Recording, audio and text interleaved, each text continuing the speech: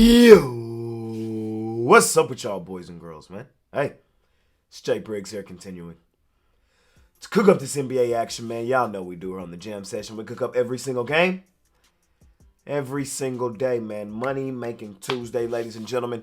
We got two great games on the card today, NBA in-season tournament time, and I'm going to break down both of them for you, ladies and gentlemen, right here, right now. Yesterday, I did not show up for the jam session. It was one game card. We did end up hitting that play on the premium side. Shout out to my long-term clients over on Pickdawgz Premium. We had the Raptors. Come on, man. Y'all knew that. Knicks laying points on the road. Overrated. Overvalued. The Raptors continue to be a money-making home dog. So shout out to them boys.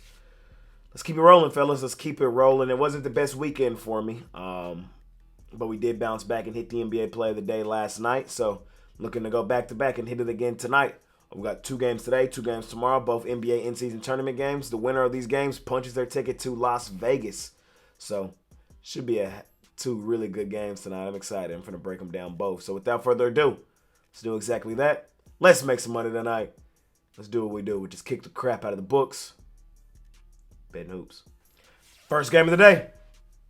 We're in Milwaukee where the Bucks are 7.5-point home favorites over the Orlando Magic. Total 214.5. Interesting game, man. Interesting game. First thing I did was I went back and looked at how these two teams matched up a season ago. Right now, currently, they haven't played each other this season, so I believe last season is still somewhat relevant.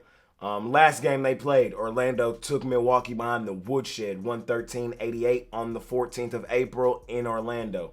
The game before that was in Milwaukee. Milwaukee won that one 117-99 on the 10th of April.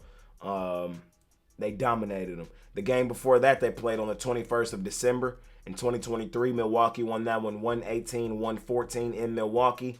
The meeting before that, Orlando won 112-97 in Orlando on the 11th of November in 2023. So, just looking at the last 4 meetings, this has been a home-dominated series. The home team has won the last 4 meetings. Injury-wise, we got to talk about that.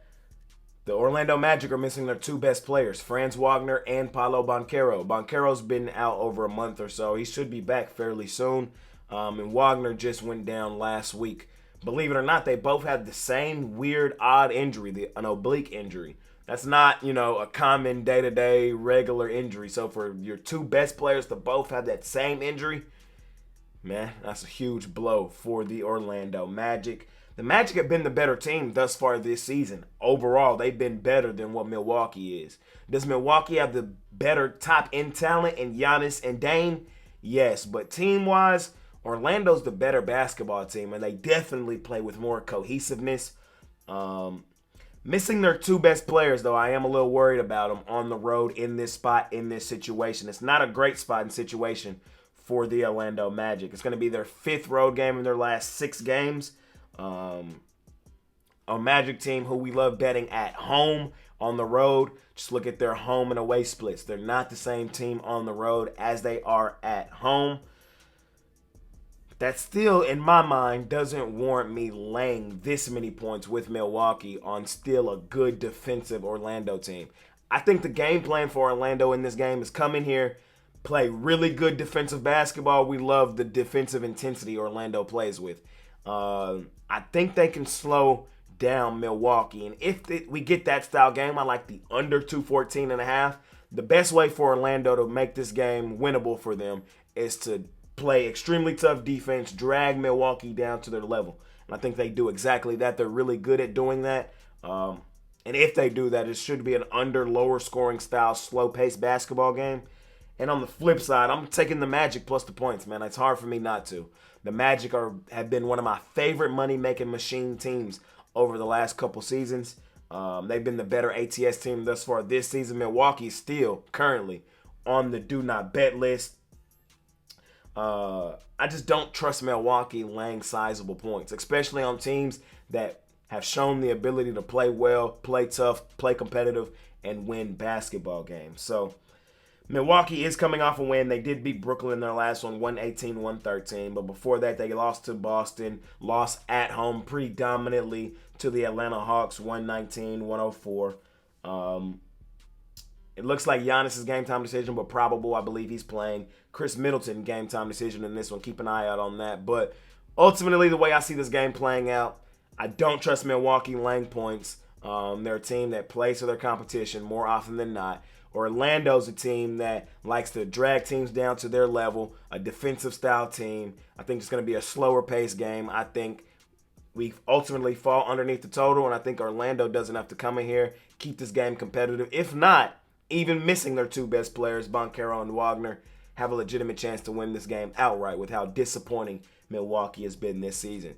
For as much talent, for as good as many people think Milwaukee is, they're a 500 basketball team. That's the truth of the matter. They're 12-11 on the season, and I don't want to be laying points with this style team. Give me Orlando here in our first game of the day.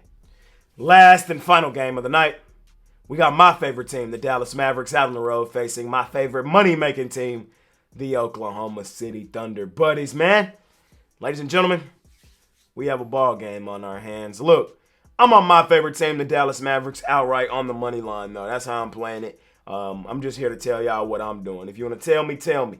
But I'm on my team outright on the money line. I wholeheartedly believe we're the better basketball team. So getting plus money with the better basketball team in a very meaningful game, sign me up. Now, we've already seen the Mavs beat Oklahoma City in Oklahoma City this season. Final score in that basketball game was 121-119. Remember, these two teams played last season with all the chips in the middle of the table. Playoff basketball, 7-game series. Guess who showed who was the better basketball team and came out on top? The team that's an underdog in this basketball game, the Dallas Mavericks. Guess who is playing the better basketball right now currently heading into this game?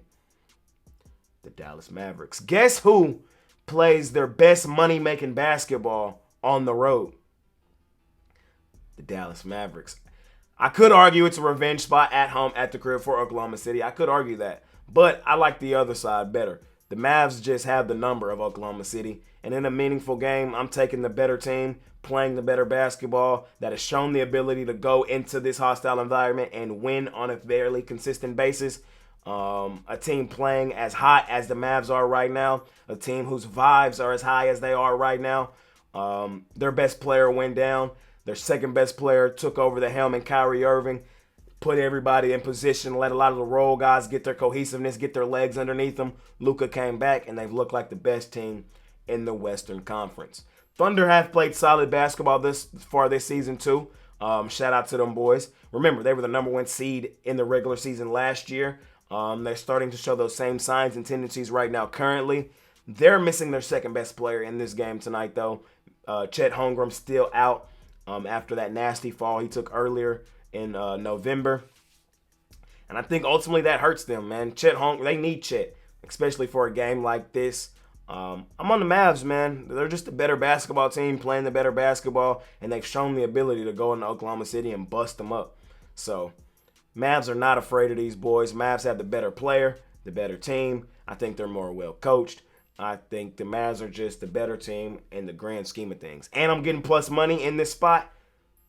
Y'all know where I'm at.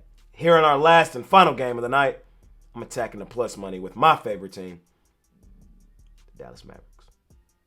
Let me talk some props quickly before y'all get mad at me, man. I'll bring the graphics back for the props here soon, but today I'm finna just let y'all know how I'm feeling on a couple of these off the top of my head. Give me Damian Lillard under 24.5 points. There's a couple reasons why I like his points under tonight. A, Chris Middleton's back in the fold, kind of takes some of that scoring burden off of Giannis, off of Damian, gives them that extra scoring threat on the floor. B, we talked about earlier in the show, what's the path for Milwaukee to win this game? Defense. Slow the game down, slow the pace down, muck the game up, bring Milwaukee down to their level. In that style game, hey, where does Orlando play their best defense? On the perimeter. So I think Damian Lillard's the odd man out in this style spot. We saw him have a lower scoring game in his last one against Brooklyn. I think he has another lower scoring game tonight. I will look at taking Damian Lillard under his points total of 24.5 points. Give me Kentavious Caldwell-Pope over 1.5 threes. They don't have Franz Wagner anymore to do all that paint mashing. he be doing. So this is a team that needs to take advantage of their chances and opportunity in a game like this. I believe Caldwell Pope, the veteran in this locker room, the guy with the hardware, he's going to get his shots up. It's just a matter of do they fall. I think he's going to take like 4, maybe even 5 threes in this game. We need him to hit 2. We need him to hit 2. I like Kentavious Caldwell Pope to hit 2 threes tonight. Give me him over 1.5. I don't know how to say his name. I'm finna butcher it. I'm sorry. I'm just let y'all know right now. But Goga Pickdawgz, I don't even know how to say his last name, but y'all know who I'm talking about. The big for Orlando. I like him over 21.5 points, rebounds, and assists. He kind of has to come in and do the dirty work. He's going to get the rebounds. He's going to get second chance points. And he's going to drop a couple dimes as well. So I like him over his PRA. Just looking for a guy that's going to kind of do it all, fill up the stat sheet. That's our guy. I'm going to take him over his PRA. That's really it for me. Maybe a small lean on Gary Trent Jr. over 1.5 threes. Somebody's got to shoot him. Somebody's got to make them. I wouldn't be surprised if he came in and hit 2 of them. He's probably going to shoot like 3 or 4 of them. That's really his only job on the team is to come in and shoot threes. I think he shoots a good amount, gets the shots up. We just need him to make 2. Give me Gary Trent over 1.5 threes. Let's keep it pushing. We head over to the other game. I'm taking Luka Doncic, man, over 28.5. A 30-point game is incoming! This guy is on his MVP campaign, man, and I think tonight he kind of lets the league know I am the best player in the NBA. I believe it wholeheartedly, and I think he's going to start to show here soon everybody else. I don't know why everybody else doesn't already believe that. I know Jokic be doing his damn thing too, but the way Luka make it look, bro. Twing, step back, side step. You know what I mean? He be crossover, get to the lane, fake pass with the offhand. Like, come on, bro. Come on, bro. Man, that's my guy. I'm rocking with him tonight. Huge game incoming. 30-point game for Luka Doncic. What else do I like tonight? Prop land in this one. I'm kind of feeling a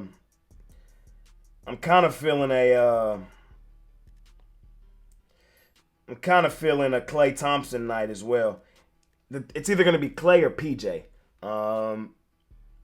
I'm willing to pay both to find out. I'm going to take them both over their threes made. Give me Klay Thompson over 2.5 threes made. He's going to get the shots. He's going to get the opportunity. A game like this, national televised, smaller card, all the eyes will be on this game. I think might be one of Klay's coming out party style games. I like him over 2.5 threes for shit show. I think this is a night Klay Thompson kind of lets the league know, yeah, I'm here. I'm with Dallas now. Yeah, I'm here. Give me Klay over 2.5 made threes. And I kind of like P.J. Washington over 1.5 made threes as well. He's going to be in that corner. It's just a matter of he's going to get the shots up. He's going to probably shoot 3 or 4 of them. Need him to make 2.